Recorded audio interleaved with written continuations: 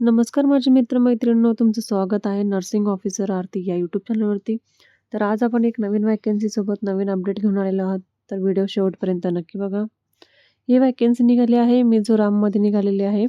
Mizoram public service commissioner म्हणजेच MPSCकडून निघालेली आहे ही. यांनी इन्व्हाईट केलेलं आहे. ऑनलाईन ॲप्लिकेशन आहे हे. ऑनलाईन ॲप्लिकेशन आपल्याला फॉर्म भरायचा आहे.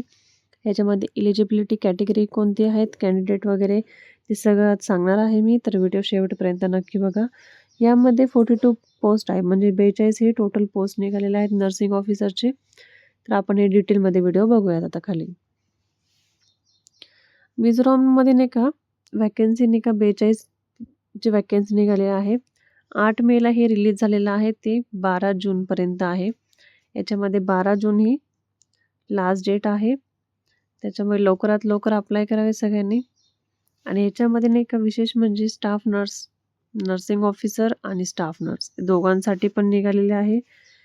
आणि तुम्हाला जर नाही का PDF वगैरे पाहिजे असेल तर तुम्ही www.India Got जॉबवरती पण तुम्ही इंडियन गव्हर्नमेंट जॉबवरती तुम्ही जाऊन बघू शकता. याच्यामध्ये पोस्ट दिलेला आहे नर्सिंग ऑफिसर म्हणजे कॉन्ट्रॅक्टवरती आहे. स्टाफ नर्सचा पण कॉन्ट्रॅक्टमध्येच आहे याच्यामध्ये. यामध्ये टोटल व्हॅकन्सी आहेत 42 व्हॅकन्सी आहेत. एज लिमिट आहे 21 ते 35 वयोगटामध्ये तुम्ही सगळेजण भरू शकतात. सॅलरी आहे 7 पेनुसार याच्यामध्ये सॅलरी आहे.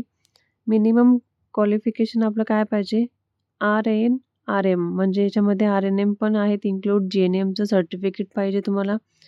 कॅम्प्युटरचं तुम्हाला नॉलेज पाहिजे आणि मिझोची लँग्वेज तुम्हाला आली पाहिजे. विशेष म्हणजे याच्यामध्ये ॲप्लिकेशनची फीस भरायची आहे ॲज पर MPSCचे जे रूल्स आहेत त्याच्यानुसार त्यांनी फीस इन्क्लूड केलेली आहे. ती नेक्स्ट याच्यामध्ये कळेलच आपल्याला पुढच्या फेजमध्ये. या ठिकाणी सिलेक्शनची प्रोसेस नाही का त्यांनी कशी घेतलेली आहे, रायटिंग एक्झाम आहे आणि डॉक्युमेंट व्हेरिफिकेशन आहे. जॉब लोकेशन आहे मिझोराममध्येच आहे त्यांचं लोकेशन. लास्ट डेट आहे 12 जून 4 वाजेपर्यंत आपण हे फॉर्म फिलअप करू शकतो.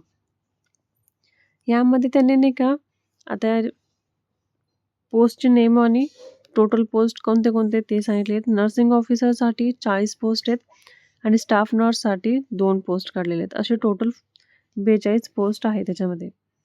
याच्यामध्ये एलिजिबिलिटीचे क्रायटेरिया सांगितलेला आहे. नर्सिंग ऑफिसरसाठी नाही का 21 ते 35 वयोगट पाहिजे. यांचं रजिस्ट्रेशन पाहिजे. मिडवायफरीचं रजिस्ट्रेशन, GNMचं रजिस्ट्रेशन पाहिजे. याच्यामध्ये कॅम्प्युटर बेसचं नॉलेज पाहिजे. मिझोची लँग्वेज आली पाहिजे विशेष म्हणजे.